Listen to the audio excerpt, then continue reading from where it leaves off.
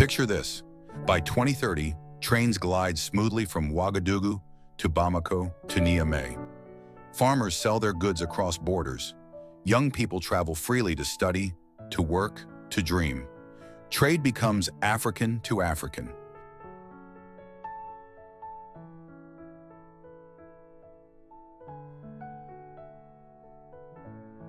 Burkina Faso, Mali, and Niger, three West African nations that in recent years made a bold decision to break away from French military presence and colonial-era influence.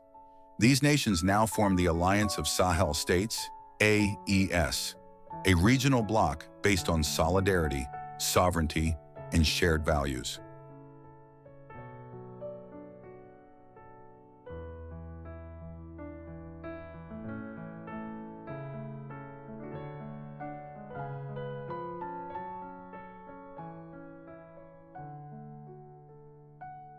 This alliance wasn't born out of ease.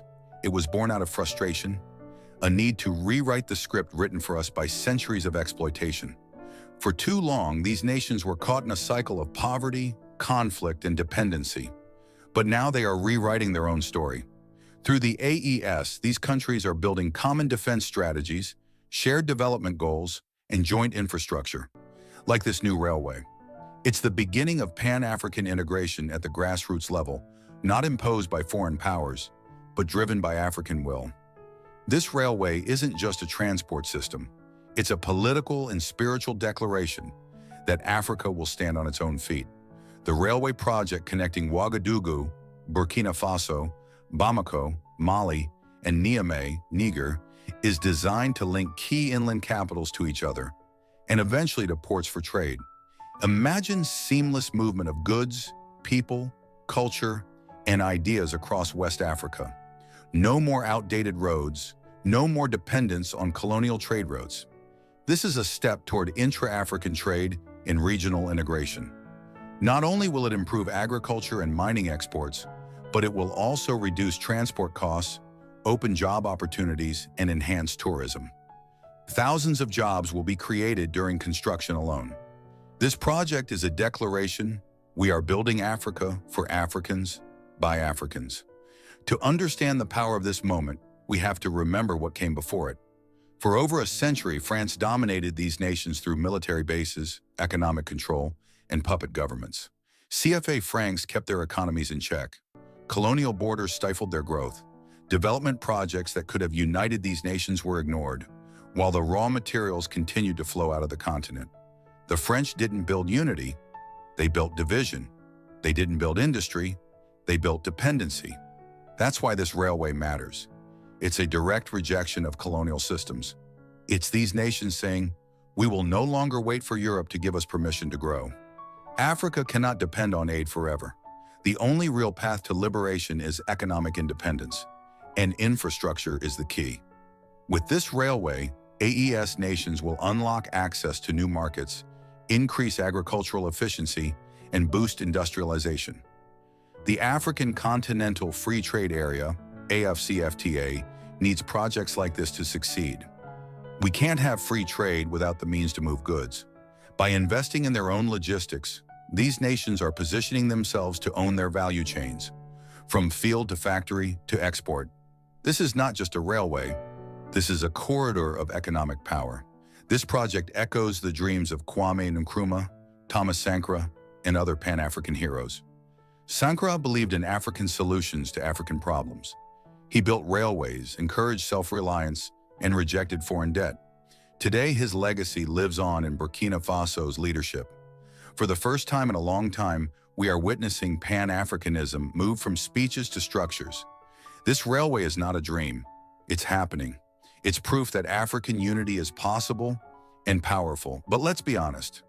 The road ahead is not easy. These nations face economic sanctions, international isolation, and attempts to undermine their efforts. The railway may lack funding from global institutions like the IMF or World Bank, who often attach strings to their loans. But the AES alliance is pushing forward, exploring alternative partnerships, local resource mobilization, and South-South cooperation. Africa's independence will always be resisted, but as long as we are united, no pressure can break us. The best part of this story? Africans are building it. From local engineers to laborers, from regional policymakers to community leaders. This project is empowering our own people with skills, jobs, and pride. It's not a Chinese loan with a 99-year lease. It's not a Western grant with hidden contracts. It's Africa funding Africa through trust, partnership, and vision. We don't need permission. We don't need saviors. We just need unity and action. Burkina Faso has always been a symbol of defiance, from Thomas Sankra's revolution in the 1980s to today's bold moves to reject foreign domination. This railway is happening in his spirit. Sankara once said, "He who feeds you controls you." That's why he built schools, health clinics, and railways with local labor. Today, Burkina Faso is once again choosing dignity over dependence. And just like before, the people are behind it. Picture this. By 2030, trains glide smoothly from Ouagadougou to Bamako to Niamey. Farmers sell their goods across borders. Young people travel freely to study, to work, to dream. Trade becomes African to African. This railway could be the first step toward a West African rail network, one that links to East Africa, to Southern Africa, to a truly united continent. Not a vision imposed by the West, but a vision born in Africa for Africans. This is our moment. Africa is not waiting anymore. The chains are breaking. The borders are fading. The people are rising. From the ashes of exploitation, a new continent is being born. Powerful, united, unstoppable. If you believe in the African dream, if you believe in unity, in sovereignty, in progress, share this message. Subscribe to Make Africa Great, and let's keep building the Africa we know is possible. Because no one else will do it for us, but together, we will. Wow, this is a bold move made by Mali, Niger, and Burkina Faso. We cannot talk about integration while we don't have infrastructures that are uniting our people. Our people need to be united through infrastructures such as railway, roads, internet. I think leaders in Sahel have seen an importance of uniting people through infrastructures. And we know that if infrastructures are good, people automatically will start doing businesses. You know, one day I said, we don't need someone to come and speak for us about unity, about coming together. Automatically, if we can create environment, we can put infrastructure that are uniting people. Automatically, the people will unite. We don't need good speeches. We don't need good articles for Africans to unite. We need commitment and we need infrastructure. And that's why I think the time for talk is over. Let us implement our solutions, our ideas. So what Mali, Niger, and Burkina Faso are doing is just implementing ideas of our founding fathers that we need to bring people together. Just imagine, how can the people in Mali meet with the people in Niger if you don't have infrastructure to link these people? Automatically be difficulty. How can the people in South Africa, in Cape Town, can meet with the people in Cairo if we don't have infrastructures? And we know right now, if you want to go, maybe you are in South Africa, you want to go to Cairo. First of all, you have to go to Dubai. You see, you have to go outside of the continent, then you come back. So why we need to go outside of our mother continent, Africa, while we can create environment where we can pass through our continent?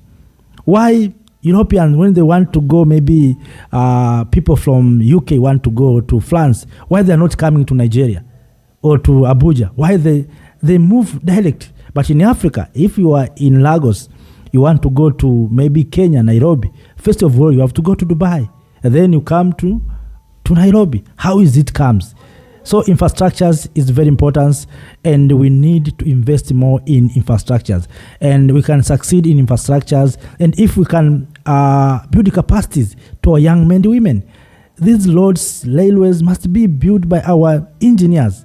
But because we have made in division ways, in the way that we cannot come together, that's why every country is looking outside.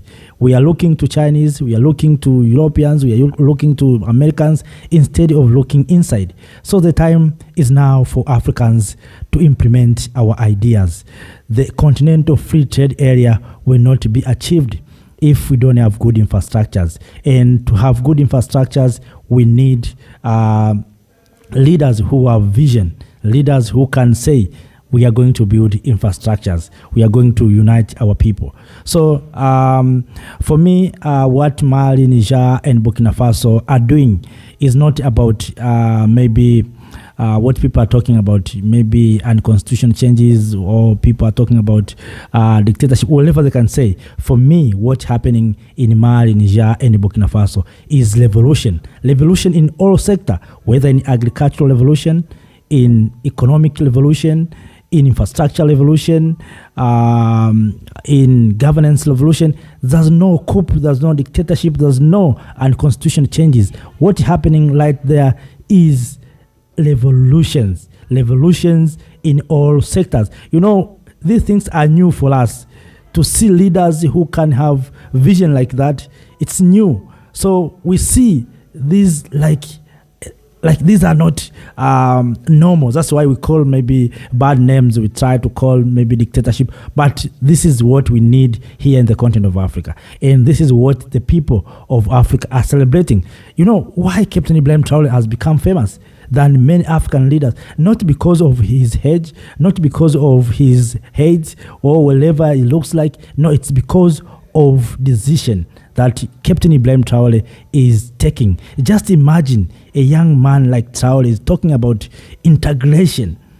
He's talking about agricultural revolution. We see Captain Ibrahim Traoré supplied fertilizers, supplied agricultural equipments, tractors, bozers, to make sure that the people of Burkina Faso have to feed themselves. They have to produce goods, to produce agricultural products. We are talking about industrialization, adding value in agricultural products. We are talking about feeding ourselves. So how can we achieve those things if we are not supporting people, if we are not building capacity to our people? So what's happening right there in Mali, Niger, Burkina Faso is revolutions. It is revolutions. It is not coup, as other people are saying. Let us not enter in the traps of the Western power. We Africans, we must be proud of our people. We must be proud of our in-laws. We must be proud of our Africans who are doing well all over the world. Africans, we are no longer waiting for someone to give us permission. Go and do. You know, in the previous years, we have seen China provided loans for Africans to build roads. I think the time to wait for Chinese to look at us that I will give you loan to build your road or to build your road must come to an end. This is a time when we see the importance. All of us, we know the importance of roads, importance of railway, importance of airports. So let us invest in those sectors. Let us support young people. We have people who can build those things. The problem that we have, we don't believe on them. We don't believe our young men, women. We believe on others. But I think Captain Ibrahim Traoré is a young leader who has demonstrated that Africans, we can. And we can do better than those who think we can't do better. So up to that, my dear lovely family, friend, fellow Africans, if you have anything apart from that, please share with us through the comment section, and also help us to share this video to our fellow brothers and sisters here in the continent, and to those who are also in the diaspora. Up to that, let me say, stay in power. See you next time. Thank you. Thank you, Africa, Mama Africa.